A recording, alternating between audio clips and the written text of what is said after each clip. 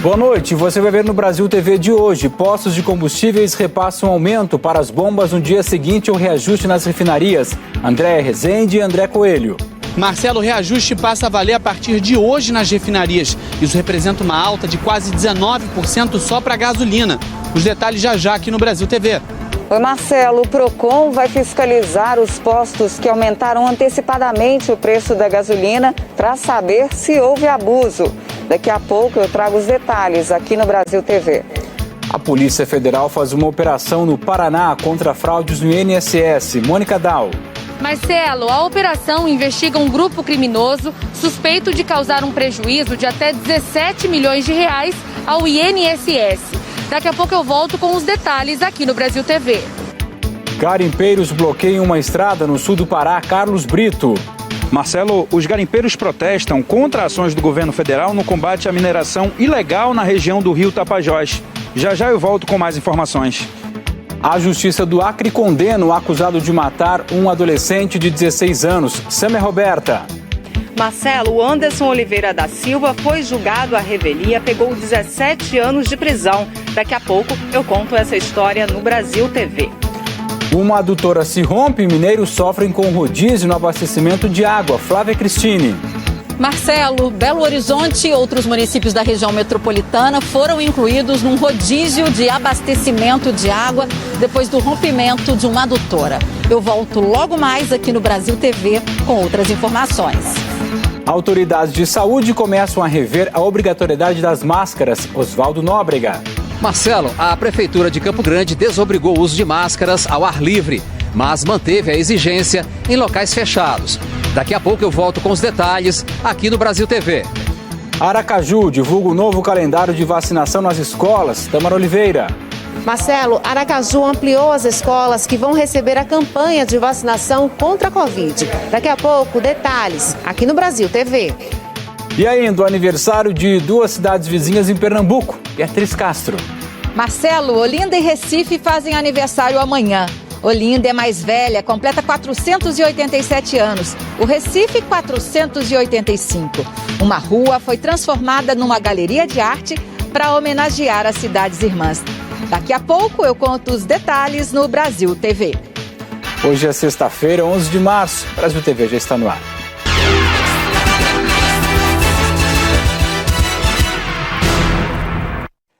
E o Brasil TV começa com impacto no aumento dos preços dos combustíveis nas refinarias. O anúncio provocou uma corrida aos postos em diversas cidades do país, como mostra agora o André Coelho. Olá, Marcelo. Olá, amigos do Brasil TV. Os reajustes passam a valer a partir de hoje nas refinarias e devem atingir aqui os postos de gasolina e os consumidores finais já nos próximos dias, aí a partir dessa sexta-feira e do fim de semana. A alta anunciada ontem pela Petrobras só para a gasolina foi de quase 19%. O litro médio sai de R$ 3,25 para R$ 3,86, isso nas refinarias e para as distribuidoras. O óleo diesel sobe de R$ 3,61 para R$ 4,51 o litro, um aumento de quase 25%.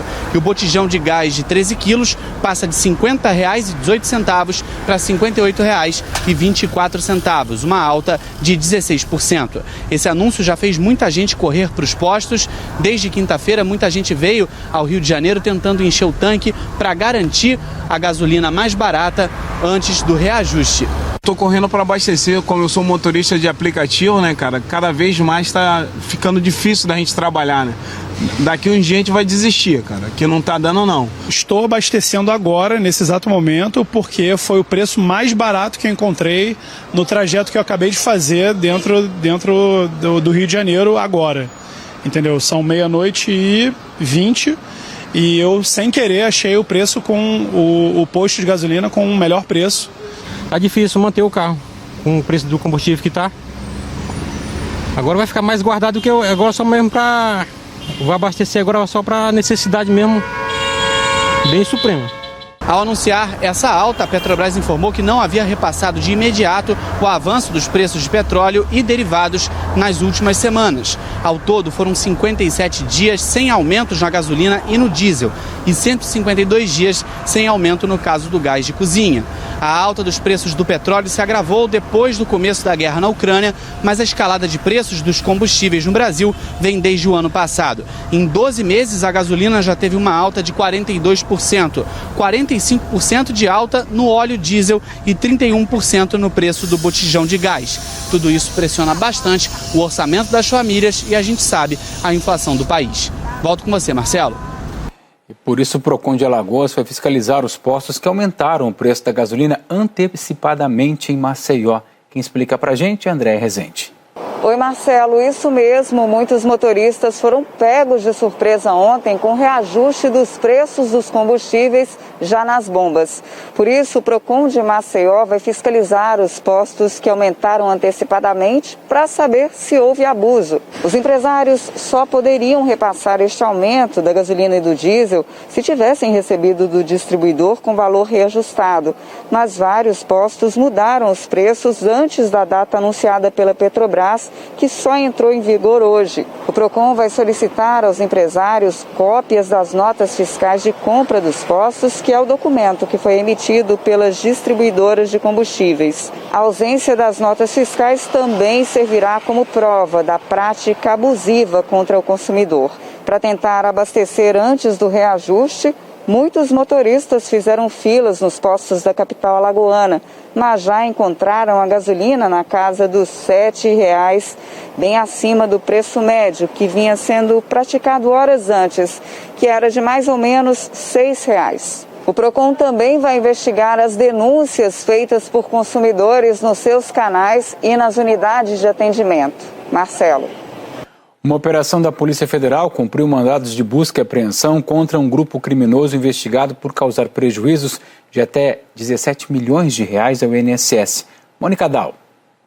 Olá, Marcelo. 35 policiais federais e equipes do Ministério do Trabalho e Previdência cumpriram 7 mandados de busca e apreensão em casas e escritórios de contabilidade aqui de Londrina. O prejuízo aos cofres públicos deve chegar aos 17 milhões de reais e os envolvidos teriam fraudado pelo menos 175 mil guias que são inseridas por profissionais contábeis nos sistemas do INSS. Através desses vínculos falsos, eles conseguiam não só aumentar o tempo de trabalho da pessoa de maneira fraudulenta, como às vezes aumentar o salário que ela tinha recebido, para conseguir aumentar o valor da aposentadoria. Essas informações eram alimentadas no sistema do INSS, através das GFIPs, que é o padrão mesmo, e dessa maneira o INSS era induzido a erro e concedia esses benefícios indevidamente. As investigações começaram em 2020, mas de acordo com a Polícia Federal, o esquema existe desde 2010.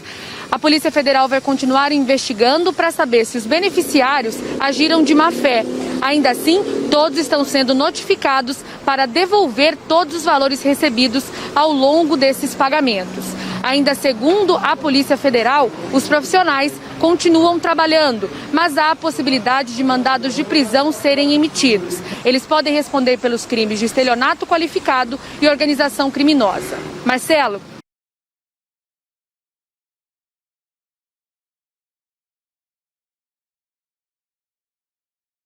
Em São Luís. Ao todo foram 4 mandados de busca e apreensão cumpridos nas residências desses servidores do IBAMA e também na sede do IBAMA aqui de Imperatriz. Foram apreendidos computadores, celulares, tablets, discos rígidos, pendrives, enfim, muito material aí que vai servir como prova durante essa investigação. Claro, esses materiais vão ser periciados ainda, né? Aqui em Imperatriz, nenhum servidor do IBAMA foi preso, porém, um deles foi afastado das atividades por tempo indeterminado.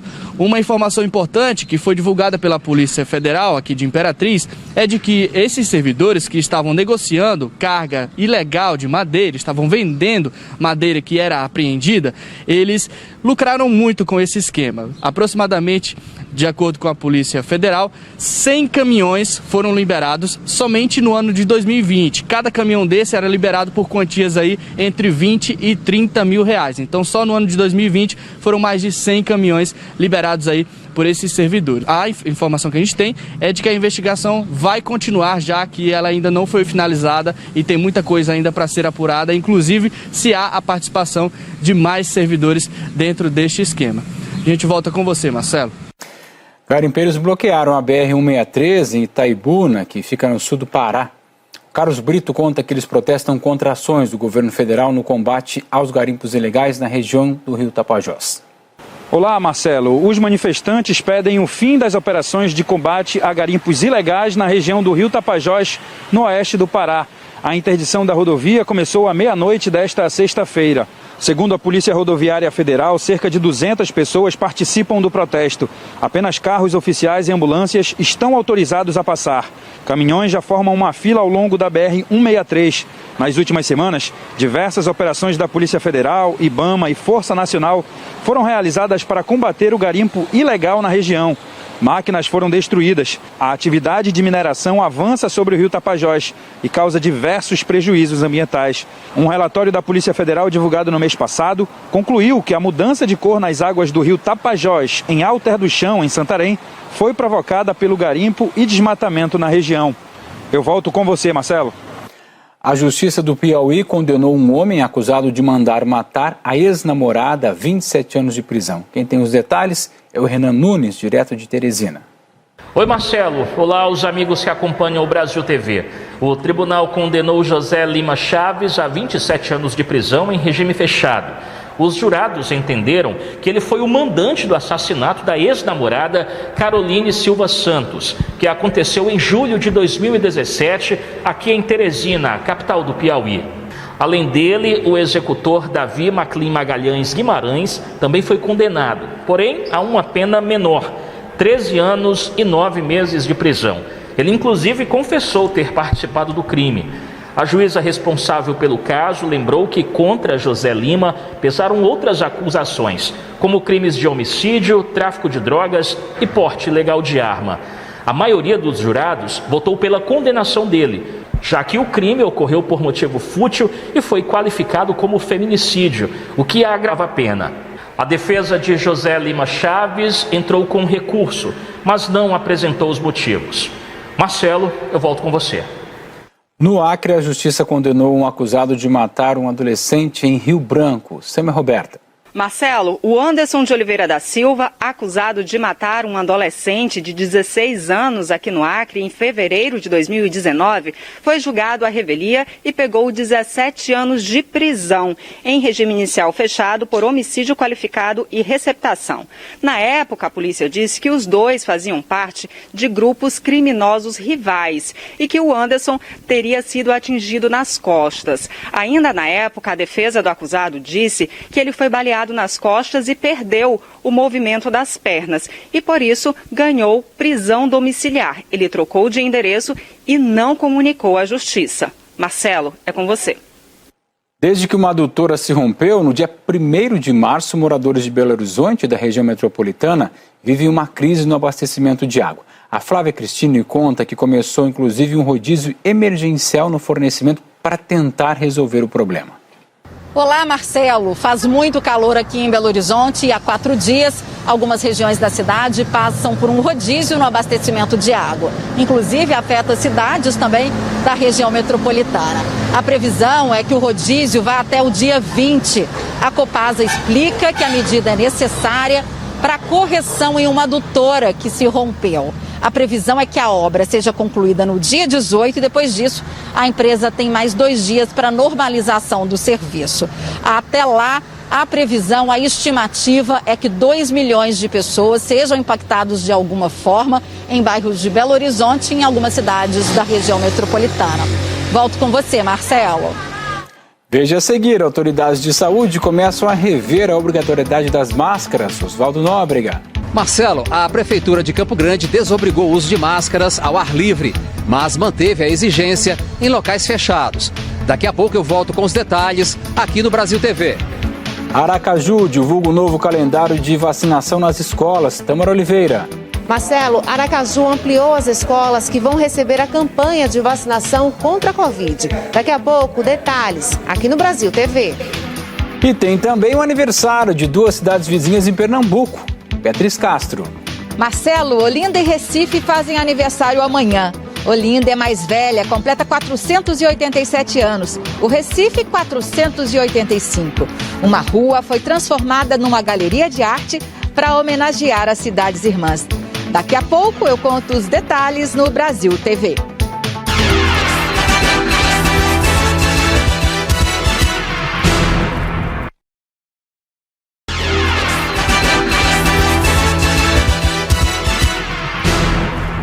O Brasil TV está de volta com as decisões das autoridades de saúde pelo país sobre o uso das máscaras. Porto Alegre anunciou hoje a liberação em locais abertos. O Cristiano Dalcin é quem tem as informações. Oi, Marcelo. A decisão foi tomada hoje pelo prefeito de Porto Alegre, Sebastião Melo. O uso de máscaras em locais abertos deixa de ser obrigatório a partir da publicação do decreto desta sexta-feira. O prefeito disse que a decisão é baseada em dados científicos que mostram a redução dos casos de Covid e de mortes pela doença na capital gaúcha. O cenário da pandemia foi avaliado por especialistas e autoridades de saúde ao longo da semana. 85% da população acima de 5 anos está com o esquema vacinal completo. Também houve queda nos índices de contaminação e nas internações hospitalares. A Sociedade Gaúcha de Infectologia divulgou uma nota a favor da flexibilização. O uso de máscaras segue obrigatório em locais fechados, mas a Prefeitura já disse que isso vai ser avaliado na semana que vem. Marcelo. Santa Catarina vai liberar o uso das máscaras a partir de amanhã. Quem conta é o Juan Todesquete.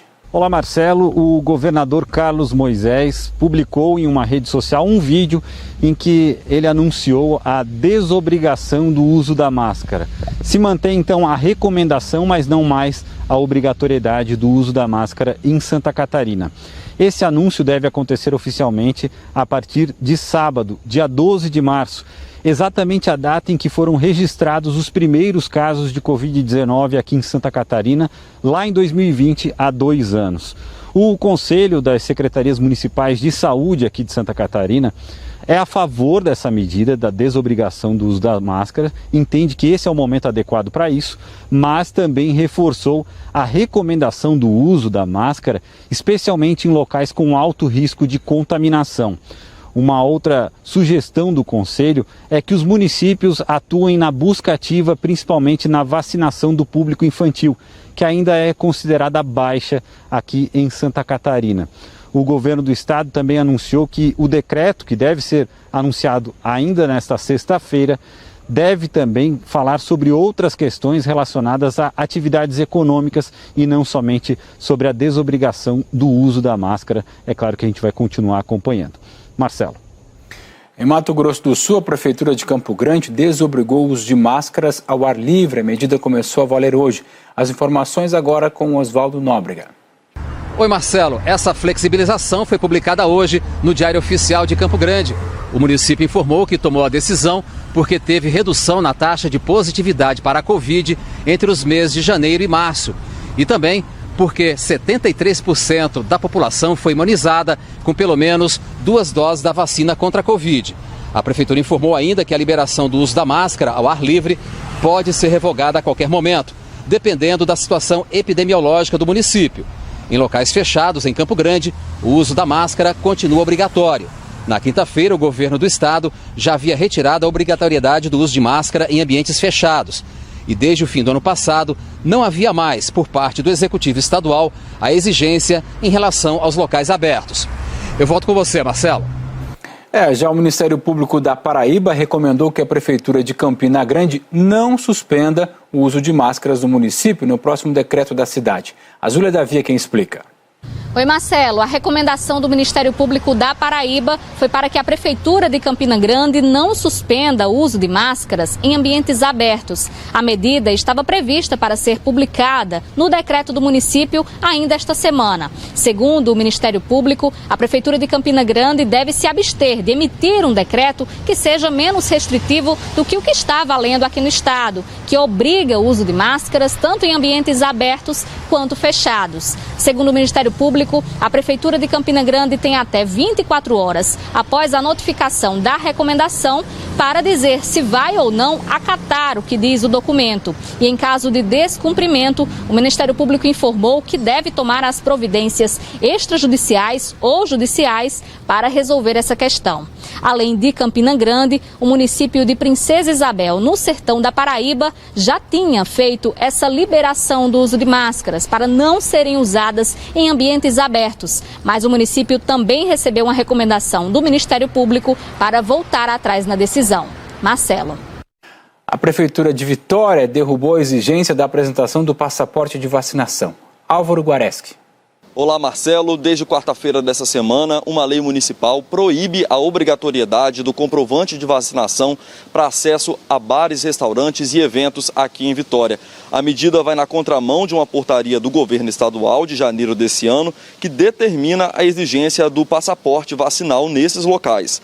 Agora, o governo do estado e o município de Vitória estão em um impasse. O governo afirma que a lei é inconstitucional, mas juristas avaliam que a medida tem sim valor legal.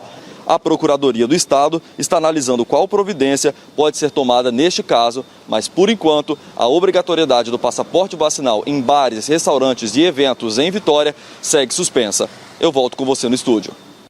Nós vimos aí exemplos em várias regiões do país onde a máscara, pode não ser usada em ambientes abertos e fechados. Mas os especialistas falam o seguinte: se você tem alguma doença pré-existente, se você está com algum sintoma gripal, continue usando a sua máscara, independentemente da cidade onde você mora e das regras que estejam em vigor. Então sempre cuide a sua saúde. Se estiver tudo bem, aí então você pode dar uma relaxada nas medidas de segurança. Mas caso contrário, a máscara ainda é a melhor companhia. Aracaju ampliou o número de escolas que vão oferecer a vacina contra a Covid para as crianças. Tamara Oliveira. Olá, Marcelo. A Prefeitura de Aracaju abriu um novo calendário de vacinação contra a Covid-19 nas escolas. A ação vai se estender agora até o dia 30 deste mês. Com a ampliação, a ideia é que a cobertura vacinal avance em crianças e adolescentes entre 5 e 17 anos. A aplicação das doses é feita nos 2 turnos e é necessário que a criança ou adolescente apresente o termo de autorização assinado pelos pais ou responsáveis. Todos os alunos matriculados na rede municipal de ensino receberam o termo. Nesta primeira semana de vacinação nas escolas, mais de 600 crianças e adolescentes foram imunizados. Aracaju tem hoje 90% da população vacinável com pelo menos uma dose do imunizante. Eu volto com você, Marcelo. Recife e Olinda fazem aniversário amanhã e a Beatriz Castro conta que essas cidades vizinhas ganharam uma homenagem de um grupo de artistas. Olá, Marcelo. O Recife faz aniversário amanhã, mas já ganhou um presentão. Uma rua no bairro do Recife Antigo foi transformada numa galeria de arte com painéis de 7 artistas visuais. A rua está sendo chamada de Rua dos Amores e faz também uma homenagem a outra aniversariante de amanhã, Olinda, cidade vizinha, 2 anos mais velha, que completa 487 anos. Moradores e turistas já estão admirando a rua mais colorida e alegre do Recife. São 75 metros de extensão por 4,5 metros de altura. É de virar a cabeça e atrair todos os olhares. Os artistas foram convidados para traduzir as diferentes formas de amor pela cidade. O amor pela música foi representado com um pandeiro que tem no centro um coração. O amor pelas águas aparece num mapa afetivo que juntou bairros, rios e o mar, onde a imaginação pode navegar à vontade. Tem ainda o amor pelo carnaval, com os personagens da cultura popular. A Rua dos Amores é por inspiração e deve ser ocupada por músicos e artistas em atrações mensais. Minha mãe e minha tia, a foto de referência que eu fiz foi para homenagear não só elas, mas todas as mulheres pretas. E aí aproveitei esse momento para retratar essas 2 mulheres que eu tanto amo e admiro. Vai dialogando, entrelaçando nossas memórias e construindo, deixando isso para as pessoas, para o povo recifense. Os artistas vão se inspirar cada vez mais, né? E eu sou um deles e estou aqui para mostrar a vocês que isso aqui é muito lindo, gente. Esse espaço vai ser um espaço para o recifense, para o turista, aproveitar aqui o centro da cidade, né? O bairro do Recife, que é o segundo bairro de coração de todo o recifense. Para mim é uma felicidade muito grande trabalhar, ter sido convidado pelo Aurora de Estrela como artista plástico, e hoje eu levo uma vida pintando, grafitando e trabalhando nas artes plásticas. Esta foi a maneira escancarada dos pernambucanos declararem o seu amor às aniversariantes. Marcelo. E é claro que a gente não podia ficar de fora dessa. Então o Brasil TV encerra com imagens das aniversariantes de amanhã, Recife e Olinda. Outras notícias você sabe que é daqui a pouco no Jornal Nacional, 8h30 horário de Brasília. Beijo pro povo de Pernambuco, um bom fim de semana e até segunda-feira.